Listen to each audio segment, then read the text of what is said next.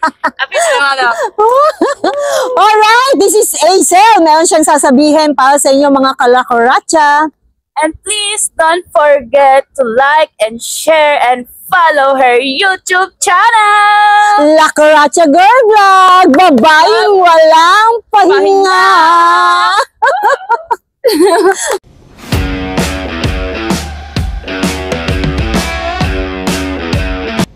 Hi guys! Good afternoon. This is Lorna Gawani, known as Lakuracha. Today, ang ating eco-content is 2025 Hilux 4x4 GR Sport. So makikita natin kung syempre anong kagandahan na naman ang nilabas ni Toyota Makati at ng Toyota. This one, ang kulay niya po is super white, two-tone. So ang price niya is 2,158,000. We have three colors, the Attitude Black.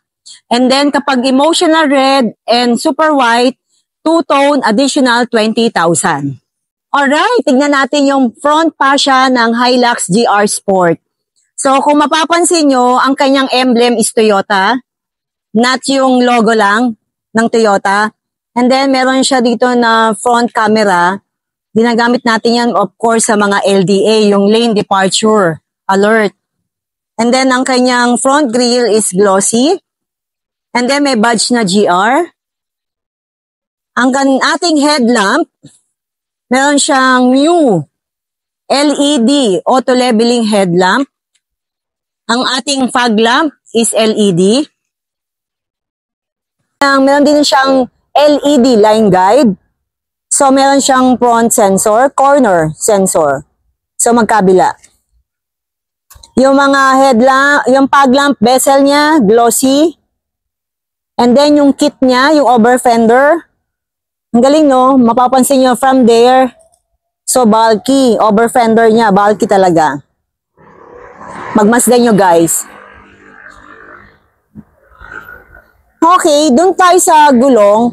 Ang kanyang size is, ang kanyang gulong. And then, nagtataka tayo, bakit GR Sport 17 lang? Pero syempre meron, lumapad naman, yung lapad naman niya 65. Yung kapal niya 65. Tapos, 6 po ang ating hole.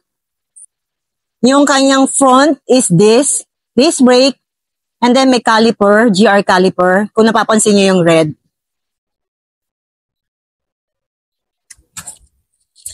Ay, tignan naman natin ang ating suspension, front suspension. So, meron na naman siyang red accent. So, double wishbone with monotube absorber. Ang ano din ang clearance niya, no? Pwede pa rin ito lakihan, actually. So, tingnan mo, meron pa siyang isang dangkal. Medyo isang dangkal. Parang mas medyo malaki-laki, 18, 19, actually, pwede pa siguro ditong 22 yung gulong. Para macho-macho. Okay. Tingnan din natin ang ating side mirror. Glossy. Meron din siyang 360 camera. For GRS, mapapansin niyo yung word na Hilux glossy.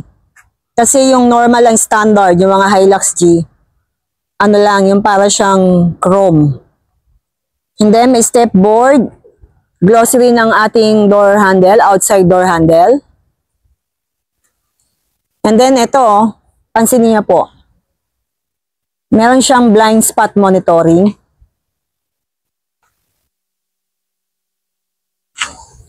Okay, tingnan natin ang suspension sa likod. So, lip spring with rigid axle, monotube absorber. So, ang laki pa rin, oh. Meron siyang caliper. Brake caliper, so disc brake din. Mudguard. Brusco, no? Yung over fender niya. Alright, tignan natin ang tail light. So, yung park light niya, LED. And then, yung ating reverse, LED. Ang ating hazard signal light is bulb. Kung mapapansin nyo, sa GR Sport, na tayong badge. And then, meron tayong apart na back sensor. 2 and 2. May reverse camera. Okay, tingnan natin ang rear door. Ay, no? Ay, magaang na siya. Dati sobrang bigat nito eh. Oh, di ba? Magaang na. So, meron siyang bed liner para sa ating mga cargo.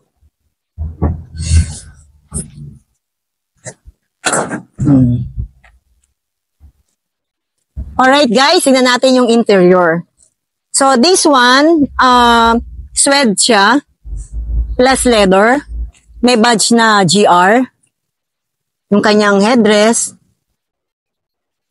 So this is 8 power. So back, front, so back,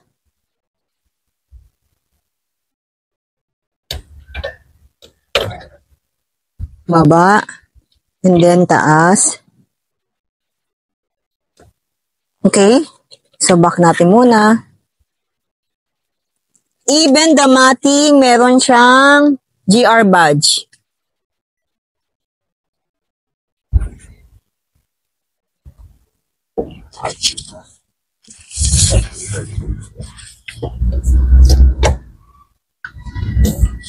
O, diba? May cup holder na naman. Siyempre, kapag drive-thru, and then we have also the back sensor button. Okay, we have the paddle shifter. Negative, positive. We have also the cruise control. Of course, may badge na naman to, ang red. Ito yung tinatanong pala sa akin, kung ang seatbelt ba daw is pula. Tama naman, pula. So, exclusive for GR. Hilux na GR Sport. So, ganda, no? Okay ba? Guys, tignan natin yung head unit, kung gaano kaganda. So, apak natin ang brake for safety and then push the button.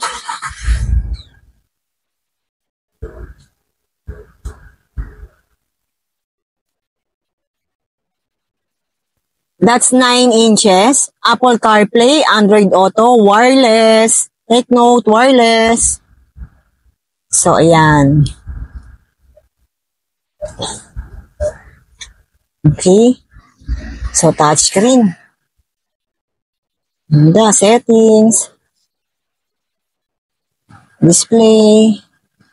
And then system, audio, Bluetooth, Wi-Fi. So, back tayo.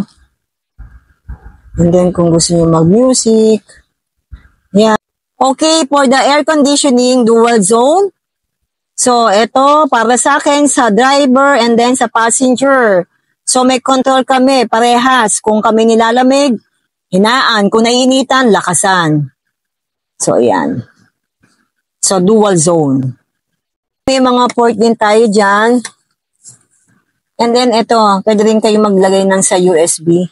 And then, Type-C.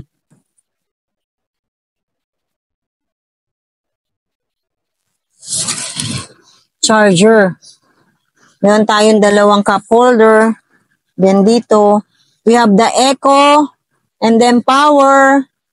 Pag echo, gamitin lang po to kapag traffic, stop and go, stop and go. Kapag power, mas maganda yan sa mga akyatan, sasabanan nyo po ng manumatic. Kasi because meron po tayong sequential, positive, negative. Ang gagawin nyo lang po, papanig po kayo. Punta po kayo sequential. Tapos, gusto nyo pa, this is 6 speed. So makikita nyo, downshift hanggang 1, and then hanggang 6 speed. Ito po, mapapansin nyo po. Yan. Okay? Mag-downshift tayo. Napapansin nyo, ayan, 4, 3, 2, 1. So, positive lang tayo. Yan, hanggang ma-reach nyo yung 6 speed. So, ang gamit po ng sequential, paakyat po kayo at gusto niyo ng additional hatak, gamitin niyo po ang power mode. Sobrang panalo dahil yan, subok na subok ko nang na gamit yan, especially sa Innova. Mas maganda ang sequential and then power mode kapag punong-puno po kayo at loaded, mabigat, gamitin niyo po. Huwag po kayo mahiyang, huwag gamitin ng power mode. Sobrang powerful talaga. Okay, for the headlining, it's black. So, hindi na siya dumihin. Hindi katulad ng mga labas ng mga dati natin, gray o kaya beige. And then, we have also the 7 airbags. Driver, passenger, and then, dalawang side curtain. And also, we have also the knee airbags. We have also the 6 speakers. So, kahit nandun kayo sa likod, so, ang ganda talaga ng tunog. We have also the may shades sa lagyanan. Of course, ang kanyang vanity. Dito lang po sa ating passenger. And then, meron din tayo sa auto-dimming. Kapag nasinaga ng headlight, syempre, nagdadrive tayo. Meron din kasi mga pasaway na driver. Madaling-madali ang gagawin, i-headlight. Siyempre nakakasilaw. Ang gagawin ng ating Hilux, ang rear view niya is may auto-dimming para hindi naman nakakasilaw. For the passenger, we have the 4-way manual. So, hindi siya power. So, mano-mano natin ng ating upuan. Then, tingnan niyo po yung side trim. Ganda naman.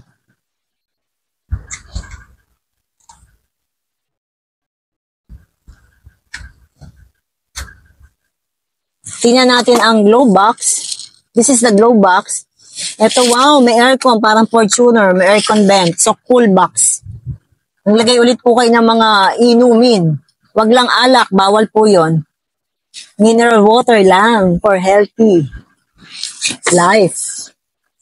Okay, the glow box. Ang mating natin, may GR. So, kung tinatanong nyo, parehas naman. Pula din. Pula yung seatbelt ng GR.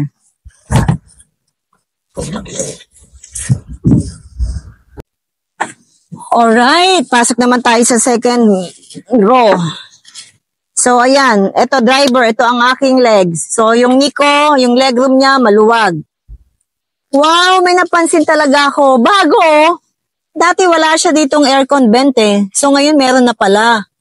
So, ang aircon niya, yung vent niya, so, merong 4. And then, may additional na 2 panalo, di ba? Ngayon ko lang napansin to. Okay? And then, meron tayong sa hook bag. Meron tayo sa pocket. May assist grip. Actually, yung assist grip niya, hindi na siya na-fold. Talagang nakapix pala. Ayan o, 1, 2, 1, 2, 3, 4. Yung kanyang assist grip. Also, this one. Tignan natin ang headrest. Ay, ang kanyang armrest. So, may cup holder. Ganda. Suede. And then leather. Parehas lang. Okay. Ganda. Okay, ang seatbelt din natin, mga madam, is pula din. Red. Lahat ng ating seatbelt. So, tingnan natin tong ilalim kung saan nakalagay ang tools. Okay, pwedeng lalagyanan yan. And dito, sa kabila, wait lang. Okay, tingnan natin to. So, tingnan natin yan.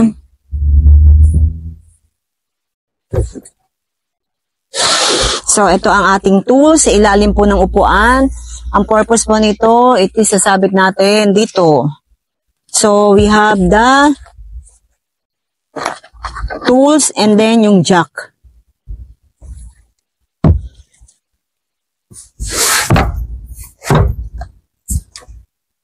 Guys, tingnan natin yung black top. So, may additional kasi yan. So, yan ang ating black top. Pin type antenna. Wow, glossy ah. Malinis. Guys, tingnan natin yung ating hood. Meron siyang hood lift assist. Alright. Ay, parang hindi naman siya hydraulic, pero lift assist siya. So, ito ang ating engine. Height po, our displacement is 2,755 cc. And then, ang ating type is 2.8 liter diesel, 4-cylinder type, 16 bulb, double overhead camshaft, variable nozzle turbo with air-cooled intercooler. And then, ang ating maximum output, it's 224 by 3,000. And then, ang ating torque, it's 550 Newton meter by 1,600 to 2,800 RPM. So, ang ating Hilux 4x4 is 6-speed automatic transmission.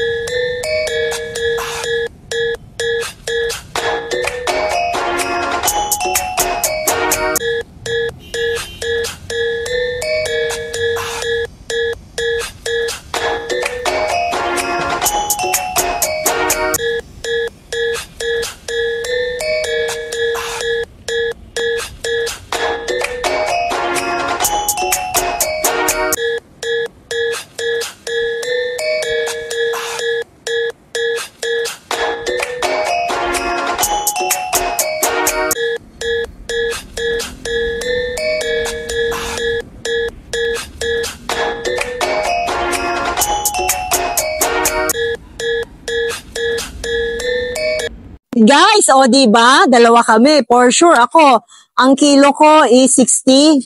And eto, sexy to mga 50 lang. So, 60 plus 50, 110 kilograms. So, parang, sturdy nyo. Sobra talagang hindi gumagalaw.